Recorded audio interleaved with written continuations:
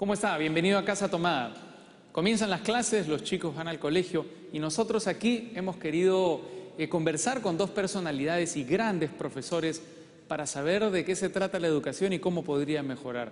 Vamos a estar en primer lugar con un gran profesor de literatura y un grandísimo escritor. Él es Jorge Eslava. Y en segundo lugar vamos a estar con Uldarico Malaspina para que nos quite a algunos de nosotros el temor que sentimos por las matemáticas.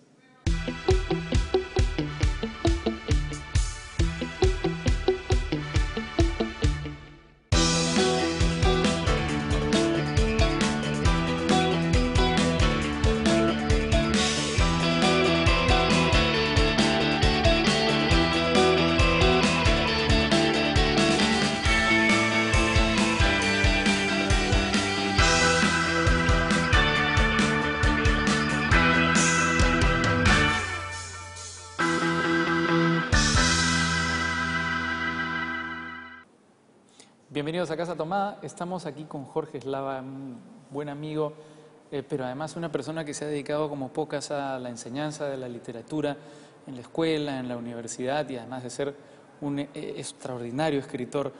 Y vamos a hablar de la enseñanza de las letras, de la enseñanza de la literatura. Seguramente saltaremos a otros temas. Jorge, a mí me encanta leer, a mí me encanta la literatura. Yo escribo, he publicado algunas novelas, pero recuerdo el momento en el que me hicieron leer El Quijote en primaria y casi extinguieron esa vocación.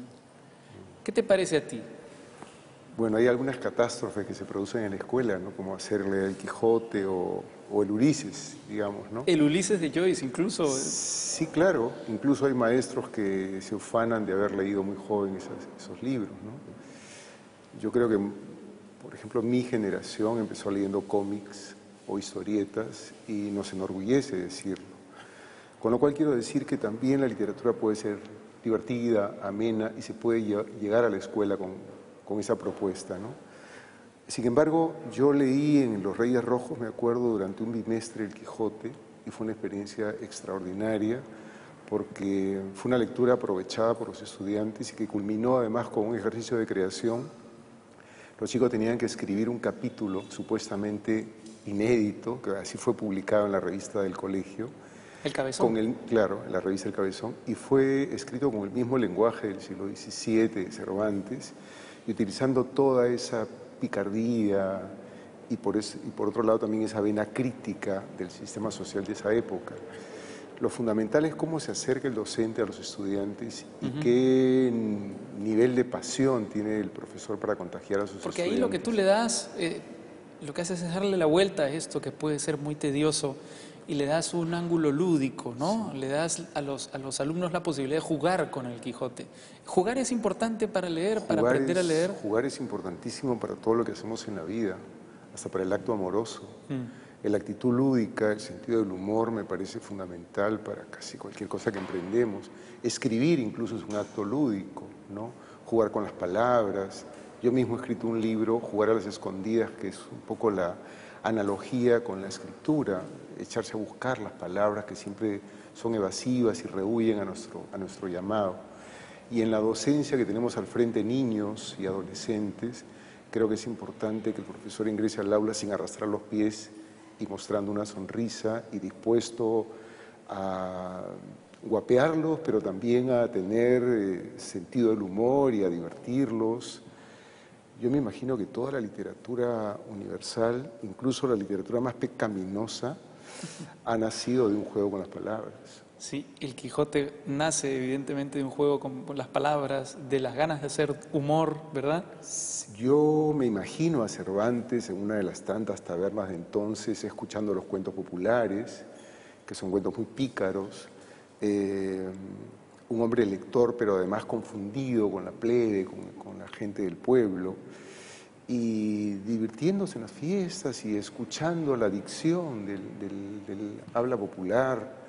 Y seguramente ha nacido, el Quijote además es un compilado de muchas historias populares que se contaban en esa época. Y riéndose seguramente al momento de hacer que sus personajes cometan algunas barbaridades. Sí, la risa, pero el desvelo también, ¿no? También, seguro. Escribir es una mixtura entre la diversión y la angustia, ¿no? Ahora, el problema que hay con la literatura, me parece, desde el colegio y bueno, posteriormente también, es la solemnidad con la que se la envuelve, ¿verdad? Se sacraliza todo en la escuela. Hay una categoría pedagógica, a mí me interesa mucho y cada vez que puedo acudo a ella, que es el concepto del currículum oculto, ¿no? Es decir, aquello que el estudiante aprende al margen del aula de clase, ¿no? Más allá del sílabo, más allá de la malla curricular, hay una serie de aprendizajes que incluso son suministradas por el profesor y que el estudiante va aprendiendo desde la solidaridad hasta la hipocresía adulta, la falsa moral, en fin, ¿no? Y que termina siendo un aprendizaje que se consolida de manera más fuerte que el conocimiento, que el contenido de una asignatura. Yo creo que es importante la actitud del maestro cuando ingresa a un aula para enseñar, ¿no? Cualquier materia. Tú me has presentado como profesor de lengua y literatura, pero también he enseñado historia, he enseñado educación física. Digamos, he pasado, como he sido profesor de primaria, he pasado por todas las asignaturas y todo lo he tratado de disfrutar y vivir con entusiasmo. Osvaldo Reynoso, en una entrevista que le hacen hace poco, cuenta que él ha descubierto que hay un gran problema con la enseñanza de la literatura, que él enseña literatura de esta forma que tú describes, él es un apasionado de la enseñanza también, ¿verdad? Y a sus alumnos les enseña que la literatura puede ser divertida, que puede ser además un camino para descubrir algunas verdades absolutas de la humanidad, pero que de pronto viene el profesor de matemática y que les dice, ¿qué hacen leyendo esta huevada? ¿Verdad? Esto no les va a servir de nada, ustedes van a ser ingenieros, van a ser abogados, que hacen leyendo novelitas. Es decir, hay mensajes contradictorios también dentro de la enseñanza. Sí, claro. Las ciencias humanas siempre van a revelar aspectos del entorno y de uno mismo, ¿no?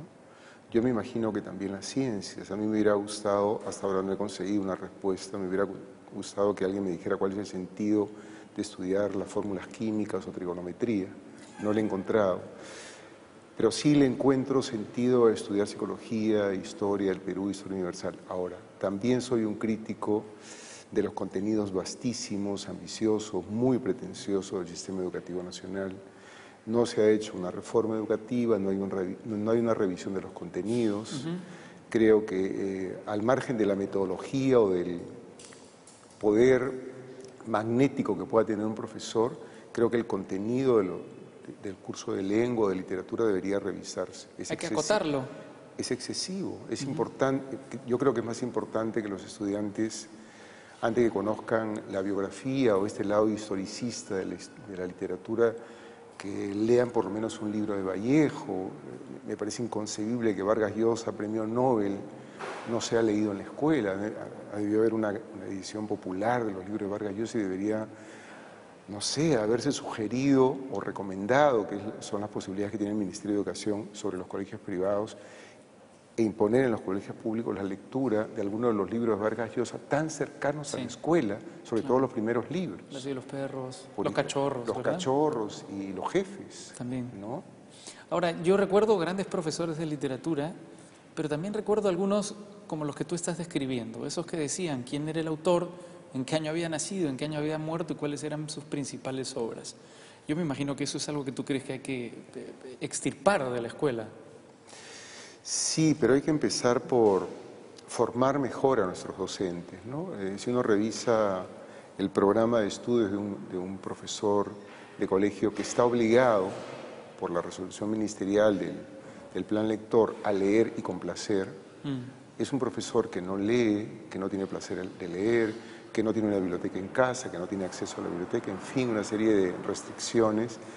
Qué gusto pueda sentir ese profesor por leer y qué posibilidad de contagio va a tener con los estudiantes.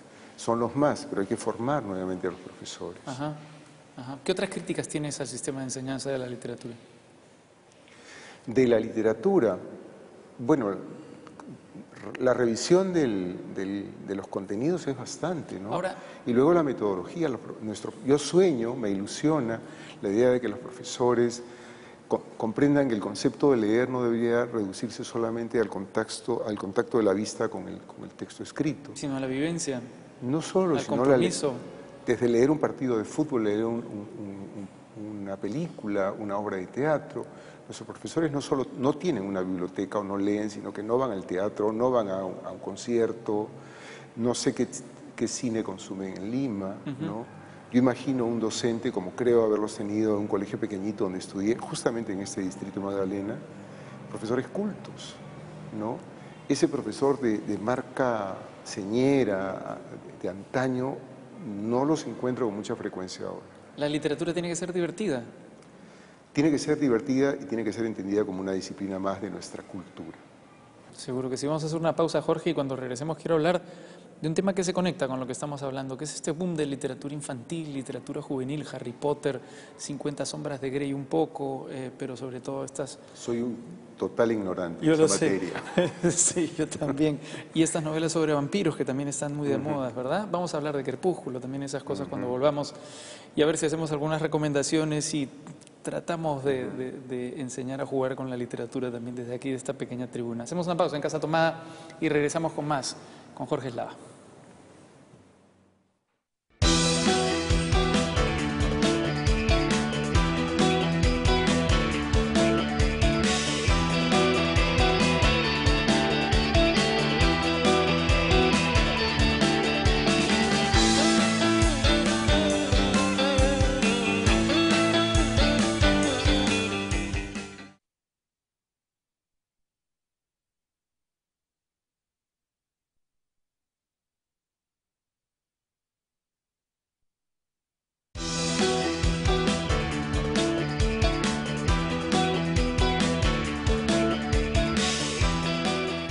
Estamos de vuelta aquí en Casa Tomada con Jorge Eslava. Estamos hablando de literatura, la literatura que nos ha hermanado además, Jorge, ¿verdad? ¿Ah? La literatura y el fútbol. Y el fútbol también, por supuesto. Hay una buena literatura de fútbol además. Ah, sí, claro. En nuestro medio no mucho, pero se encuentra algo. Se encuentra. Yo quería preguntarte por un tema que a mí me interesa, que es que, claro, por una parte se dice que los niños no leen, por una parte se dice que es difícil que entren a la literatura, pero por otra parte se ha descubierto un gran universo de lectores entre los niños y entre los jóvenes también. ¿Hay una contradicción ahí o es que simplemente el problema está mal enfocado? Bueno, ahora que miro esta casona, recuerdo que hace 36 años vine acá, porque me casé por civil acá. Ah. Entonces te agradezco la invitación. No sé si es para reír o para llorar, no. En mi caso es para ponerme feliz. Hay una aparente contradicción, efectivamente, porque hoy los chicos, tanto los niños como los adolescentes, leen y escriben mucho más que antes. Sí. Eso para mí es una certeza. Que no lean lo que nos gusta o que no escriban lo que nos gusta es probable. Que lean y que escriban textos más ligeros o sin la seriedad de antes es probable. Pero, por ejemplo, en mi generación de colegio no recuerdo que en mi aula haya habido chicos muy lectores. Yo no sé cómo habrá sido en tu caso, ¿no? Es probable que 1 o 2 chicos, es más o menos el promedio de Era la chicos excepción, lectores, sí. ¿no? Sigue siendo, que haya un chico lector sigue siendo una conducta anómala en el colegio, digamos, ¿no? Que demostraría de alguna manera que el sistema educativo peruano no ha conseguido tenido éxito, ¿no? Para ser duros, ha fracasado el sistema educativo peruano. El plan lector en apariencia no está consiguiendo lectores, lo que ha hecho es robustecer una industria editorial, ¿no? Muchas editoriales se han sumado a este vagón de tren rápido que significa colocar libros en las escuelas, ¿no? Sobre texto de que los chicos lean. Ahora, muchos chicos leen y leen porque tienen que cumplir con las exigencias de la escuela, pero conviene preguntar si están aprovechando la lectura. Pero, por ejemplo, yo veía el caso de Harry Potter, que digamos es el más famoso, ¿no? Porque Harry Potter era casi una obligación social, ¿eh? Sí. Es decir, leer Harry Potter para saber de qué hablar con tus amigos. Eso llegó a ocurrir también. Ocurrió no solo con Harry Potter, sino con las otras sagas que tú has mencionado. Crepúsculo, pero por ejemplo. Son libros que están al margen del plan lector. No, claro. ¿No? Y que responden sobre todo a un aparato publicitario enorme y que va acompañado de una industria cinematográfica y de una moda. Sabemos que lo que se consume y el modo como te vistes y cómo te comportas forma patrones de conducta que ningún chico quiere escaparse a eso. Pero fantástico que un patrón de conducta sea leer un libro igual. Se convirtió en un patrón de conducta leer un libro. Fue una moda leer Harry Potter. ¿No crees tú que es un punto de partida para otras lecturas? No lo he comprobado, sí. Lo que he comprobado es que muchos chicos que leían Crepúsculo o Harry Potter no terminaron leyendo otras lecturas. Parecería que sí, porque es un libro voluminoso y uno piensa que de ahí a Madame Bovary o La Guerra y la Paz hay un paso, pero no he visto yo casos de chicos que gracias a estas novelas ligeras, ¿no? Que es una mezcolanza de culturas, ¿no? Y no necesariamente bien escritas, no tienen densidad, no tienen profundidad. Tú y yo sabemos que la literatura busca la singularidad, busca cierta hondura, ¿no? Son novelas que carecen de esas virtudes de la literatura, ¿no? Entonces, yo creo que respondió sobre todo a un modo de comportamiento adolescente. Mi pasajero, probablemente, dices tú. Sí, yo no sé qué estarán leyendo ahora los chicos, ¿no? Me interesa más el fenómeno del plan lector en la escuela, ¿no?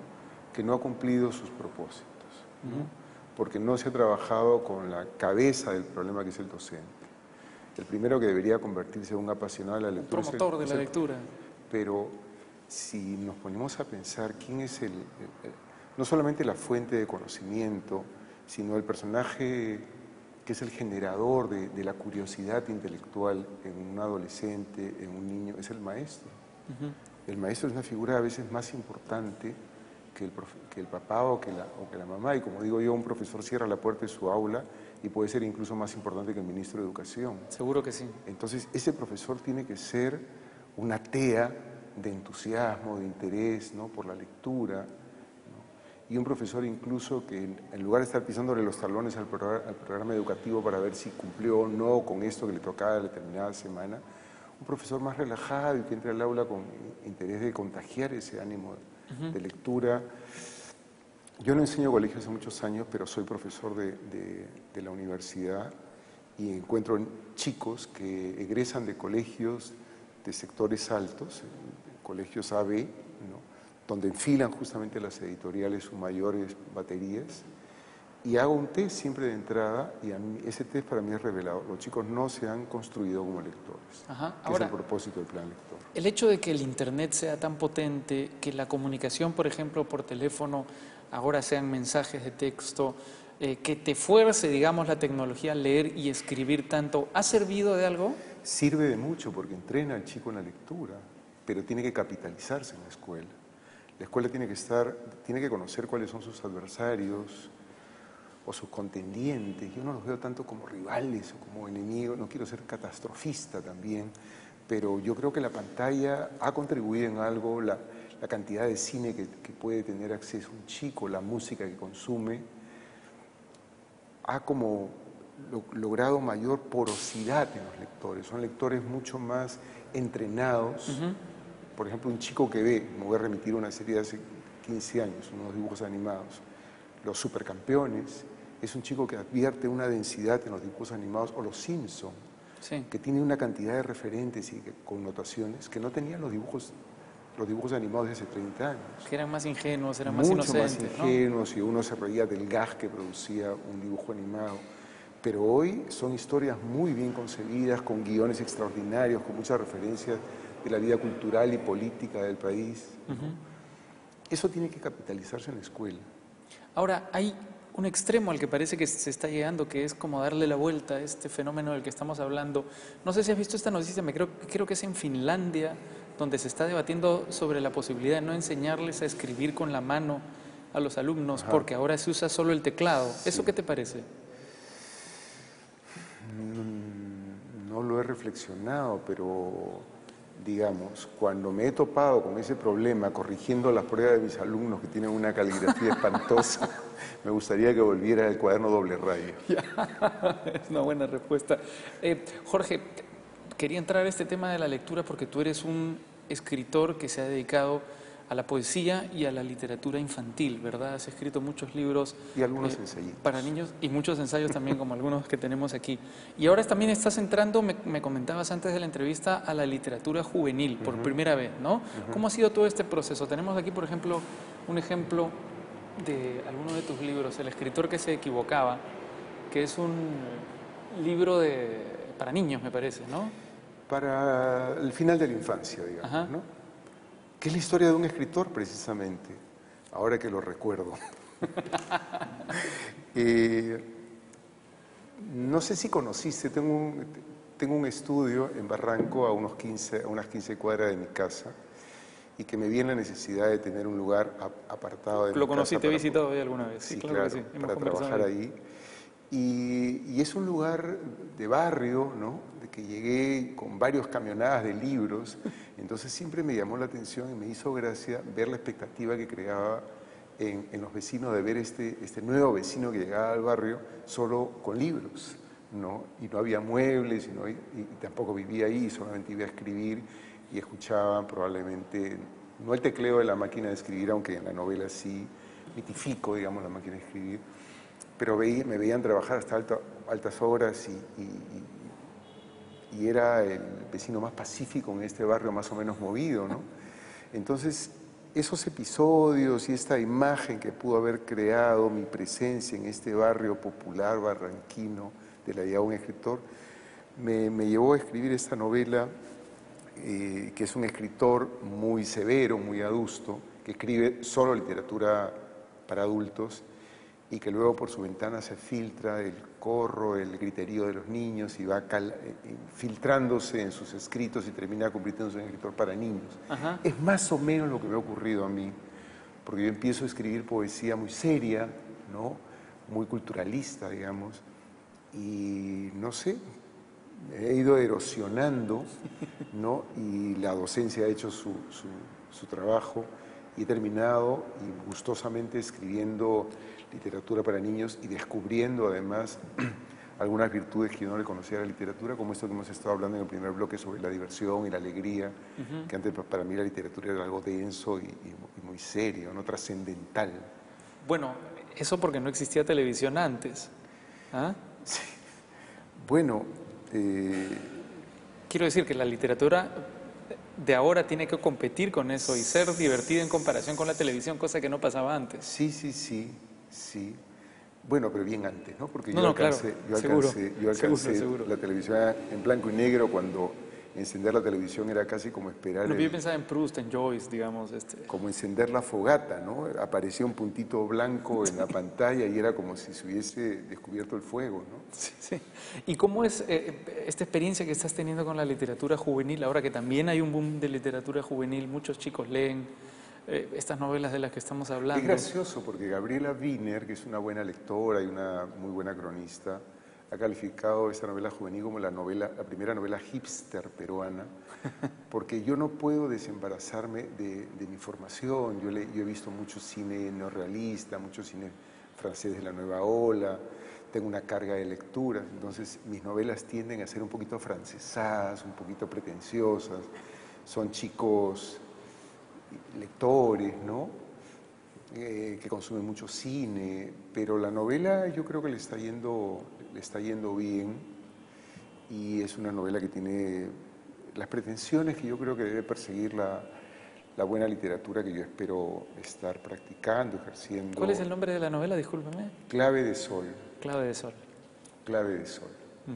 Jorge, se nos ha agotado el tiempo, desafortunadamente. Yo te agradezco muchísimo que hayas venido aquí a Casa Tomada para hablar de estos temas tan apasionantes como son la enseñanza y la literatura. Por supuesto que lo vuelvo a decir, nos hermana. Y ojalá que la próxima vez no sea en un programa de televisión, sino con unas chelas.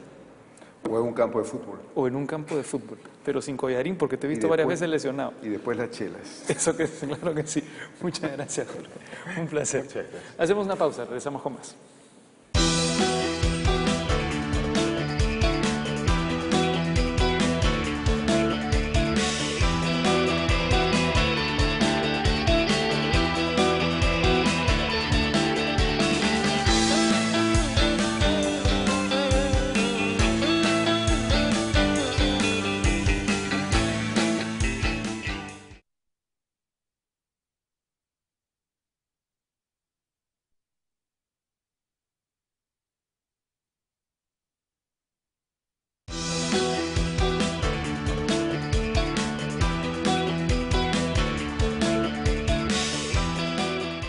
Estamos de vuelta aquí en Casa Tomada y estamos con Uldarico Malaspina.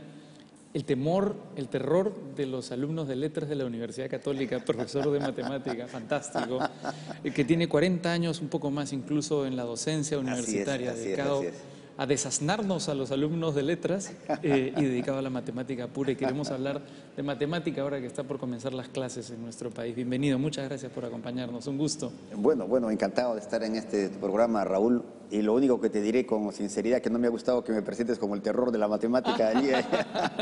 No, el problema éramos nosotros y seguimos siéndolo, claramente. No, porque la verdad que si un profesor se presenta así como terror, ya partimos mal, ¿no? No, porque además, he sido muy injusto, es cierto, porque además hay un gran esfuerzo en la actualidad encabezado por usted para hacer de la matemática algo más próximo a los alumnos, ¿no es cierto? Para romper esa barrera que ha generado muchos años de temor, de distanciamiento entre la matemática y los alumnos, ¿verdad? Efectivamente. Y yo creo que ese es uno de los problemas fundamentales en la enseñanza de la matemática desde el nivel más básico, desde el inicial, desde los 3 años, no sé, hasta antes, que va el niño a las instituciones educativas, ¿no? Ahí es donde se generan, en la primaria sobre todo, donde se generan estos antis muchas veces a la matemática, y luego esto pues va creciendo hasta toda la vida de la persona, ¿no? ¿En su caso cómo fue? ¿En su caso existió ese temor desde joven? No, yo no tuve temor por la matemática, siempre me gustó la matemática, desde niño me gustó la matemática. Y tengo que agradecerlo a mis profesores, ¿no? Porque evidentemente es el profesor clave en el aprendizaje de la matemática. Y si el profesor no ama la matemática, si el profesor no hace ver a sus alumnos, no hace que sus alumnos perciban que él ama la matemática, que él disfruta enseñando la matemática, pues no va a estimular a sus chicos a que amen la matemática. Y yo creo que es importante esto, estimular a que el niño disfrute con la matemática, ame la matemática, para que entonces encuentre todos los atractivos y los deleites con la matemática. Y en su experiencia, ¿qué identificaría como aquello que genera el temor de los alumnos a la matemática, la abstracción de la matemática, la complejidad de la matemática? ¿Por dónde viene ese miedo? Bueno, yo creo que el miedo es generado por el profesor. Porque la matemática misma tiene muchos aspectos, muchas facetas que la pueden hacer muy agradable. Por supuesto que también la matemática tiene su aspecto retador, ¿no es cierto? Tiene su aspecto retador. Y entonces, por ejemplo, hay que respetar determinadas reglas. Sí. Y esto es fundamental, pero también es muy educativo. Y muy educativo que el niño, desde muy niño, entienda que hay que respetar determinadas reglas. Pero esas determinadas reglas muchas veces son patrones, son cosas que son fundamentales en la matemática y que el niño tiene que percibirlas, disfrutarlas, y ese rigor lógico dentro de cada nivel, por supuesto, eso es lo que a veces quizás genera ese temor cuando se le dice, bueno, no, pero esto no puedes hacerlo así porque esto tiene que hacerse así. Claro. Si esto no es introducido con suficiente tino, con suficiente cuidado, sino impuesto y no descubierto por el niño. Puede parecer un castigo incluso. Puede parecer un castigo, y entonces una camisa de fuerza, dice, no, tiene que ser así. Y si no es así, pues no, está mal. Yo creo que ese tipo de cosas generan estos antes. Claro, ¿no? Esta imagen de que son fórmulas que se repiten todo el tiempo, que incluso hay que memorizar, ¿verdad? Hay que memorizar. Por ejemplo, la tabla, no sé, de multiplicar. Que era durísimo aprenderla, digamos, a los 6, 7 años. Claro, es evidentemente que la tabla, de que hay cosas que memorizar en matemáticas, no se puede decir que no, pero muchas veces esa memorización viene del uso, no de la imposición. Claro. Que la tabla de multiplicar sea un descubrimiento también del niño. Es posible que el niño descubra la tabla del 4. 4 por 1, 4, 4 por 2, 8, 4. Pero uno puede darse cuenta que cada vez le va agregando 4. Y que va encontrando allí un patrón, que conforme va cambiando de uno en uno. Un ejercicio de inferencia de alguna manera. Eso es. Entonces, que vaya encontrando un patrón, que lo vaya descubriendo. Entonces tiene hasta la tabla del 9 y se le puede pedir que encuentre cuánto es 4 por 13. Y el niño dirá, pero ¿cómo 4 por 13? No, 4 por 13. Entonces le dice, bueno, ya sabes hasta el 9. ¿no? 4 por 10 será 4 más. Ya, claro. Entonces, y 4 por 11 será 4 más, y 4 por 12 será 4 más, y 4 por 3. Pero no que se lo diga el profesor, que el niño lo vaya descubriendo. Ahora, este hecho, esta imagen rígida que también ha descrito de las matemáticas, ahuyenta a algunas personas que pueden sentir también que no se ejerce la creatividad en las matemáticas, ¿no? Eso es bien curioso. Yo tuve una experiencia así chocante en la Universidad Católica cuando se hacían estas entrevistas para entrar al ciclo inicial. Y había un chico, yo entrevistaba para los chicos que iban a entrar a carreras de letras. Me acuerdo que fue una entrevista con un jurado de lujo, porque estaba con Luis Jaime Cisneros y con Pepi Patrón, así que yo me sentía muy orgulloso de estar muy bien acompañado. Pero hubo un chico que tenía excelentes notas en matemáticas, en el papel, en el expediente, y sin embargo iba a letras, ¿no? Entonces yo le digo, pero teniendo tan buenas notas, ¿por qué te vas a letras? ¿Y sabe lo que me dijo? Porque quiero desarrollar mi creatividad. Yeah. Madre mía, me impactó, impactó tremendamente, porque eso, le digo, pero es que en la matemática puedes desarrollar mucho tu creatividad.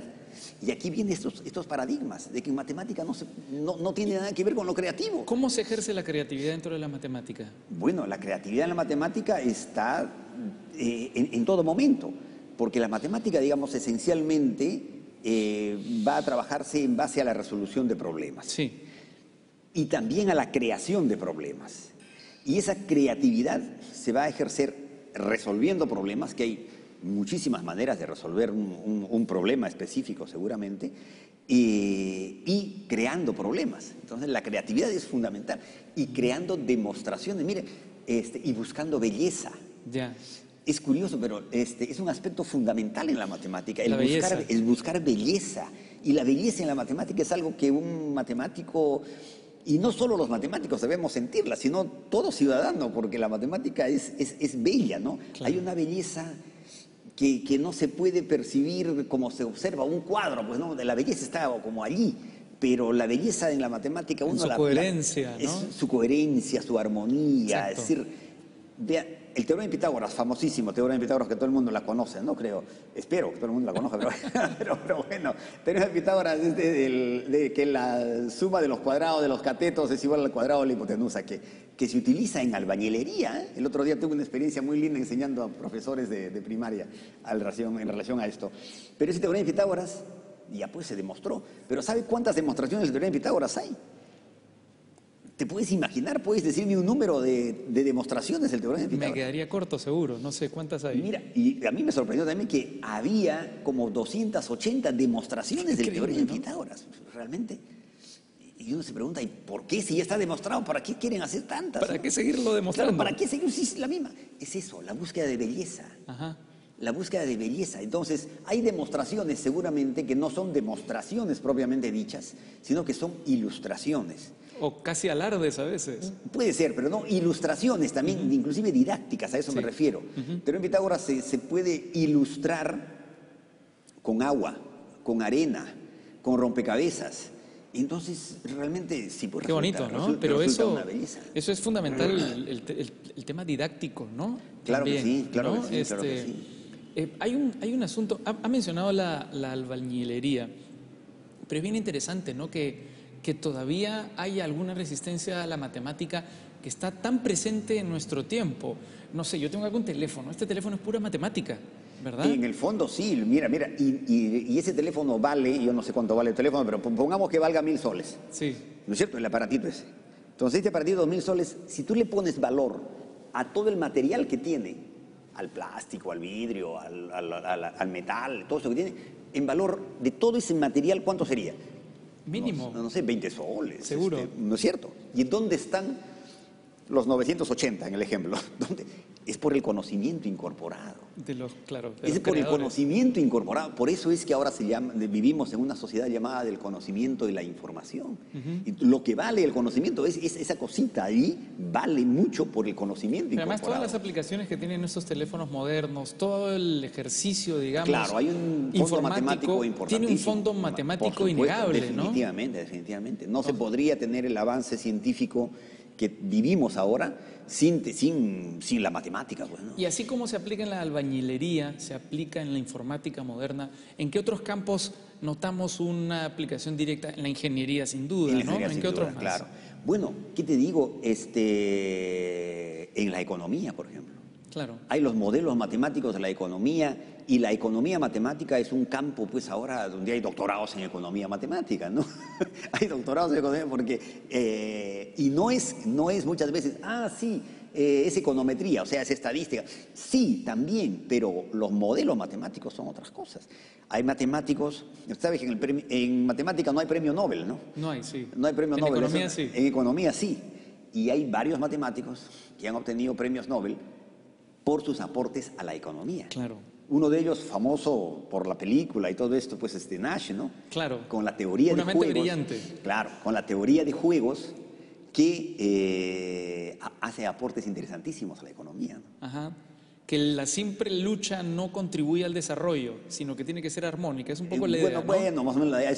Hay un montón de cosas. Por lo menos así lo pone la película. Pues sí lo pone la película, sí, claro, ¿no? Es que a veces en los conflictos, pues hay que saber manejar las decisiones, los conflictos y toda la teoría de juegos es sumamente interesante y aplicada a la teoría económica, ¿no? Y la teoría de juegos se está aplicando inclusive al derecho, se aplica en la psicología, se aplica en las ciencias sociales, en la sociología específicamente.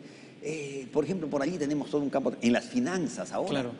La matemática está metida, pero tremendamente, ¿no? Sí, hay que romper ese temor que tenemos a las matemáticas, sin duda, ese temor que tenemos las personas que nos llamamos de letras. No, y acá tiene que haber mucha matemática incorporada. ¿A qué distancia están los reflectores? ¿A Sí. qué distancia está la cámara? ¿Cómo es? La ubicación, el ángulo. Hay matemática que está metida acá, ¿no? Y vamos a seguir hablando de matemática con Uldarico Malaspina después de hacer una pequeña pausa aquí en Casa Tomada. Vamos a hablar ahora de la educación matemática. Bueno, ¿Cómo claro. reformarla? ¿No? Esa es encantado. un poco la propuesta además en la que está trabajando, me parece, cómo no, ¿no? encantado, Vamos a hacer una claro. pausa en Casa Tomada y regresamos.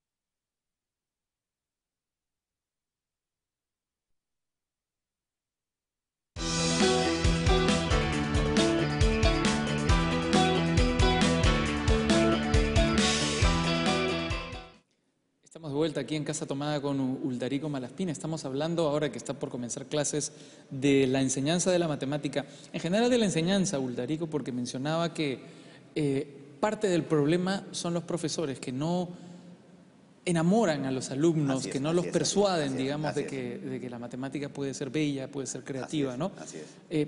Eso me hace recordar un ejemplo que cuenta Albert Camus, un escritor al que yo admiro mucho, en un libro que se llama El primer hombre. Porque claro, Camus nació en medio de la miseria, su padre muere en la guerra, su madre era sorda y analfabeta y su abuela era muy cruel y entonces claro, él parecía no tener condiciones para salir adelante, ¿no? Y un profesor le cambió la vida, uno solo lo identificó sus cualidades, su inteligencia y fue gracias a ese profesor que logró ganar el Premio Nobel de Literatura algunos años más adelante, ¿no? Lo contrario puede pasar también. Evidentemente, yo creo que esto grafica muy bien la importancia del papel del profesor en la vida de las personas. Eso es fundamental y eso lo percibimos a diario cuando eventualmente el padre puede tener más conocimiento que un profesor y le corrige algo a su hijo y el hijo le dice, no, mi profesor dice que no es así, ¿no? Porque el niño confía en el profesor. Ya, claro. Y confía en muchos casos, para esas cosas vinculadas con lo académico, más en el profesor que en el padre o que en la madre, ¿no? Definitivamente. Pero esa influencia es tan fuerte que lamentablemente también puede verse al contrario. Ya. O sea, alguna vez se decía, si un médico como profesional comete un error, de pronto pues le cuesta la vida de una persona. Pero si un profesor ejerce su profesión equivocadamente, está influyendo en 40 niños, ¿no? Está influyendo negativamente en 40 niños ese año, y en otros 40 el otro año, y en otros 40 el otro año, si está transmitiendo estas actitudes negativas, no solo a la matemática, sino a cualquier otra, o a la educación en general, o a la cultura en general, ¿no es cierto? Pero claro, yo no quisiera que se vea, en mi punto de vista, solamente muy centrado en el profesor como persona. Yo creo que el profesor es parte de un sistema. Sí. Nuestro profesor peruano es como es, En gran medida porque hay una estructura social, hay una estructura educativa, hay una estructura económica que lo pone en ese papel en muchos casos. ¿Cómo ha sido formado ese profesor? Curiosamente ha sido formado por otros profesores que también le han puesto una matemática muy rígida, no digo rigurosa, sino rígida, muy encasillada, muy, en fin, poco agradable, y él enseña como aprendió. Sí. ¿Y qué está haciendo el sistema educativo? ¿Cómo lo está formando en las universidades, en las escuelas normales, en los programas de capacitación docente para los profesores en servicio? Bueno, todo esto influye y determina un tipo de profesor que tenemos, ¿no? ¿Cómo tendría que enseñarse entonces la matemática? Bueno, ese es un gran problema. Si tuviéramos la respuesta exacta, sí, ya con detalles, Sí. estaríamos resolviendo un gran problema. Pero como reglas generales, evidentemente, las cosas que decíamos, ¿no? Yo creo que la matemática hay que enseñarla haciendo disfrutar la matemática. Un objetivo es hacer que el estudiante disfrute la matemática. Y ese disfrutar la matemática va a ser haciendo que descubra la matemática y haciendo que el niño, que el aprendiz, que el niño, el joven, el universitario, el alumno de posgrado, no importa el nivel, pero que disfrute la matemática y que vaya descubriendo cosas en la matemática, ¿no? Yo creo que es la mejor manera de aprender matemática, ir descubriendo. ¿Conviene esta separación que existía antes entre ciencias y letras desde el colegio? Y a mí me parece que no. Yo fui también de los que estudié en ciencias y letras. Yo obviamente me fui a ciencias, Sí. pero yo creo que es muy importante que haya una mayor formación básica integrada, ¿no? Yo creo que el alumno debería percibir mejor, tener una formación más integral con todas las materias y la matemática metida allí definitivamente, ¿no? Yo estudié matemática en libros españoles. Así. Entonces los problemas estaban en español de España. En español de ¿Qué España, quiero decir? claro. ¿Qué quiero decir con español de España? Claro. Con Por el ejemplo, vosotros y con el... Eso por una parte, y por otra y parte... con el coche y con... y por otra parte, exacto, ¿no? Y por otra parte, no sé, la distancia que hay entre Toledo y Sevilla es Así de es, no sé cuántos kilómetros. así es. Entonces, claro, uno que es un niño no tiene ni idea de qué es Toledo ni qué es Sevilla, ¿no? Claro. ¿Eso también se tiene que adaptar? Por supuesto, y allí está justamente una de las razones, una de ellas por las cuales insisto tanto en la capacidad de los profesores de crear problemas. Es sumamente importante que en la enseñanza y en el aprendizaje se cultive la creación de problemas. ¿Por qué? Porque el profesor, para trabajar con sus alumnos y que sus alumnos estén a gusto, tiene que responder a una realidad específica, a motivaciones específicas, a contextos específicos. Claro. Y entonces los problemas que vaya a trabajar Un niño con de la los niños, selva, por ejemplo, tiene claro, que por supuesto, resolver problemas en términos que lógico, conoce. y entonces los problemas para el chico de Caballococha no van a ser los problemas para el chico de San Isidro, de acá de Lima, ¿no? ¿No es cierto? Son realidades diferentes, entonces, y el profesor puede estar con el mismo libro, Claro. o puedes querer sacar problemas de internet. Entonces, no, lo que tendrá que hacer es crear problemas. ¿Cómo se crea un problema? ¿Cómo se inventa? A partir de una Bueno, realidad. hay dos maneras de crear problemas. Uno puede ser modificar un problema dado. Bueno, hay un problema, una modificación. La distancia entre Toledo y Sevilla, le voy a poner la distancia entre Lima e Ica, ¿no es cierto? Es una manera, pero también tengo que poner ya distancias reales, tengo que poner cosas. Son modificaciones poco significativas, si quiere, pero también hay que pensar en modificar problemas un poco más creativamente, de manera que el problema sea un poco más retador para el alumno, ¿no es cierto? Entonces hay niveles. Entonces en mis capacitaciones a docentes yo hablo, por ejemplo, de un episodio en clase con un problema determinado y con algunas reacciones de los alumnos ante ese problema. Y les pido a los profesores que creen un problema modificando el problema que se dio, pero para que los chicos no tengan los errores que tuvieron en las frases que se les va poniendo.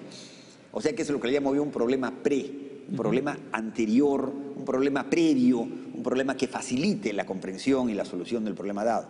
Pero también les pido que creen un problema que le llamo yo problema post Entonces el problema posible, ya conoce este problema, ya lo resolvieron bien, ahora inventa un problema más retador, no solo más difícil, o no únicamente, no necesariamente más difícil, sino más retador, que vaya un poquito más allá de la solución operativa solamente, ¿no?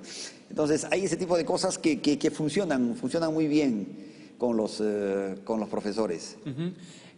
Recuerdo también un profesor que jaló en algún examen a toda mi clase porque no calificaba por desarrollo. Pero eso es absurdo, pues es totalmente absurdo. Sino por resultados. Eso es absurdo. Lamentablemente en los exámenes de admisión se califica por resultados. Sí.